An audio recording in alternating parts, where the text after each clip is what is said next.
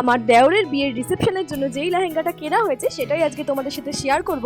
তবে চলো আজকের ব্লগটা সন্ধ্যে থেকে শুরু করি। আমার হাজবেন্ড যেখানে কাজ করে সেখানের মালিকের ছেলের বিয়ে ছিল পরশুদিন, তো সেই উপলক্ষে ফ্যাক্টরির সবাইকে তার একটি করে উপহার পাঠিয়েছে, তো সেটাই আমরা খুলে দেখছিলাম। আর ফ্যাক্টরি থেকে বাড়িতে আনার পথে দেখো এই লাড্ডুগুলো সমস্ত ভেঙে গেছে, তো লাড্ডুগুলোর সাইজগুলো কত বড় বড় সেটাই তোমাদের দেখাচ্ছিলাম।